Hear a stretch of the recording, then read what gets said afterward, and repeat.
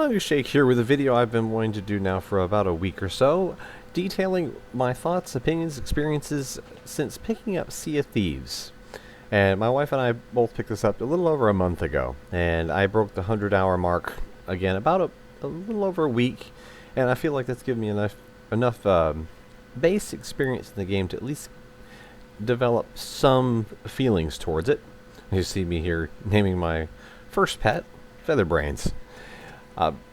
After getting a chance to, search the islands, sail the ships, fight skeletons, complete a number of different of the world events. I mean, I've beaten Flameheart with some friends, taken down Ashen Lords, whatnot. I have a newfound enjoyment of the game. Now, there are things that I don't like, and I'll get to those toward the end of the video. I'm going to start out with the things that I really do enjoy. As you see me catching a trophy Splashtail and cooking it up. There is a lot to actually like about the game. Now, I bought this to focus mostly on the things that are not PvP related, including the fishing, the exploring, the treasure hunting, the events, so on and so forth. There's a lot of things in this game that do not require you to go against other players. For instance, I would almost break it down into 5 parts. You have the basic exploration. Then you have actual treasure hunting, voyage completion. You have the world events.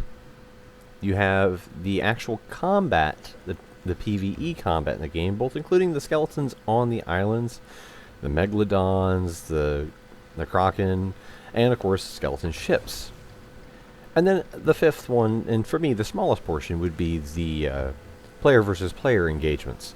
I still have yet to ever seek one out. I have no purpose in that. I'm mostly, if you're seeing this video, you've seen my channel, I am mostly a World of Tanks player who's now playing Sea of Thieves just as much, if not more than World of Tanks. At least for the time being. And I don't see that changing for quite a while. But things like sailing around, pulling up to an island to explore it, because I spotted a captain there and I want to take him out. Things like this are fun. The graphics, as you can see around the island, it's a very pretty game, especially here in the shores of Plenty, the favorite area of the game for me personally. That and the Devil's Roar, those two happen to be my favorite areas for opposite reasons. The Sea of Plenty is bright, colorful, cheerful, and the Devil's Roar is, well, ominous and a little dangerous to be in. But there's a lot to like here. Like once you get used to some of the controls, which I'll talk a little more later on, once you get used to some of the finicky controls, you can have a pretty good time. And like you see here, I've finally figured out the 3-way combo that the sword does. I didn't know that to start out with. I just thought it was, click, click, click, and it'll swing as often as you click. Not really the case. Oh, and I absolutely love rowboats. That is my number 1 favorite thing in the entire game. Rowboats. Especially the harpoon ones. That can be some fun times. But the character, movement, the actual combat itself, all of that's smooth and it works well. There's not really much to complain about there. And again, once you're used to the controls, it goes fairly smoothly, including even figuring out how to use the rowboats, which at first were a bit of a pain, much like fishing was. Like fishing is something I'll talk a little bit more later on as well. But what do I like about the game? Well, one, you can have a lot of fun for a long time in the game without it feeling like you've been playing for a long time. You can sit down at 10 o'clock at night and all of a sudden look up and, oh, it's 2:30. And that's a sign of a game that's fun. It's something that means that you've been enjoying yourself and the time has just disappeared. It's literally a time warp or a vortex. And that's not a bad thing. It's a testament to the game itself being good. Then my wife and I both play. Here I am in a lot of this I'll be playing solo. here on the sloop, and then later I'll be doing a solo galleon that you'll see later portion of the video where I showcase some combat. But it's fun to play both with other people and by yourself. And again, that's another testament to a game that's fun. You can have fun either way. And for me personally, I don't see that changing. Oh, and the fact that you can actually go catch animals, as I'm tracking down a chicken here, which this is one of my favorite things in the entire game to do. No, they don't reward you much for doing it, but it's still hilarious. It's like, I got a chicken here in a cage.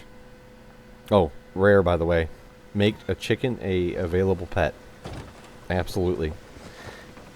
And yeah, here's the galleon part. And yes, that is me completely solo on a galleon. But fun things like this is after the rest of the crew had already gotten off of the game for the night, and I said, you know what, I want to take out another ship by myself. And this is one of the fun things, is just being able to do this kind of silly stuff. So now let's move into, while you see the gameplay in the background, let's move into a couple things that I don't like. The game's fun. The game has a very nice visual appeal. It's entertaining enough in multiple different ways to keep you, enthralled in it for hours on end.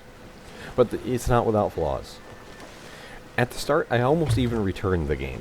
When you have the Steam trial for the first couple hours and then you can get a refund, I almost did that. Because at first, the controls are horrendous. The menus and controls are so convoluted. For instance, to bait a fishing rod, to actually put bait on the hook and get the fishing rod in the water, or get the hook in the water, you're going through about 5 steps. You have to hit Q to bring up your items. You have to hit F to select more, because the fishing rod's on the second round of items. Then you have to hit 5 to select the fishing rod. Okay, so now you've hit Q to pull up a menu, hit F to bring up the second menu, hit 5 to actually select the item. So that's 3 button presses. Oh, we're not done. You don't have any bait on there yet. So now you have to hit Q, R, and then select 1, 2, or 3, depending on which bait you have, whether it's grubs, leeches, or earthworms. That's 6 buttons needing to be pressed. And, with fishing, they're not in a rush. But that's an example of how convoluted the menu system is. That ties into the rest of the game. Like, you're firing a cannon, you have to, instead of it being, like, every time you reload, it should pop up the wheel to allow you to select what other ammo you have on your inventory on your person. Or just have the fact that when you place cannonballs in the storage on the ship, as long as they're in the barrels, why aren't they immediately going straight into the ship's inventory, and then you can select it without having to run all over the ship? For instance, I use Fallout 4 as a reference, and I'll use Fallout 76 as well. When you're on your base in Fallout 4, you can put stuff in one of your containers at a base in Fallout 4. Those resources are accessed at any workstation while you're on your base, or a settlement. The ship could be that. The ship could be, if I put cannonballs in the cannonball barrel, I can access them through the cannon that I'm currently on. Simple. And it would only be accessible, to you as you're using the cannon. You couldn't just walk up to it and, pull them out. It would have to be used for reloading. Number one, that would help with a little bit of inventory management. You need to streamline the menus a little bit. And at this point now, I've kind of memorized it, and the problem becomes less and less as you get used to it. But there is a heavy getting used to it period. Second thing, they need to create save points. And I'm meaning, like, I was in the middle of my last session, I was in the middle of a voyage. I wasn't going to continue it because it was going to take hours and hours to finish, like a tall tale. You should be able to just go to an outpost. They could have like a certain table that is a save progress point. Simple as that. You have to go to the outpost, you have to go there, and you have to, you know, hit the prompt button, whether it be F or R, and you save your current progress at that point. Just on voyages and tall tales and things like that. I don't mean save your current items. Now, unless they are voyage related. Simple. That would be so nice. Did a tall tale, and it takes so long that it would be nice to be able to break that up into different sessions. Just make it an option at the tavern at the outpost. Simple. And number 3 fix. They need to make it to where you can select whether you want to do PvP or not. That could be as simple as a flag put up on your ship, or a menu selection in the main game menu, where you click to select enable PvP or disable PvP. Fallout 76 did this with their pacifist mode, where you don't take damage and you cannot deal damage. So you can't just, you know, use it as a game-breaking mechanic to where, oh, I don't take damage, but I can still shoot you. No. It would be simple as your ship's cannons cannot deal damage to other players, and those players cannot deal damage to either your ship or you. Simple. I think that would eliminate some complaints, and the only people who would suffer from that are the people who prey on the ones who aren't even trying to fight back. That is a big problem. You see it in the forums in Sea of Thieves. There are people who just, they don't want to play this game for PvP. I'm one of them. I'm actually almost closing in on Pirate Legend now, and I've never once initiated PvP and never will.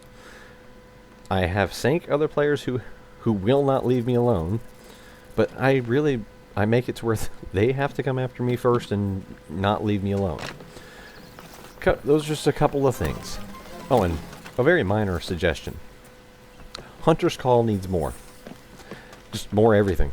It shouldn't just be fish, megalodon, shark, and kraken. They need some more to do there. There's lobster traps in the game already.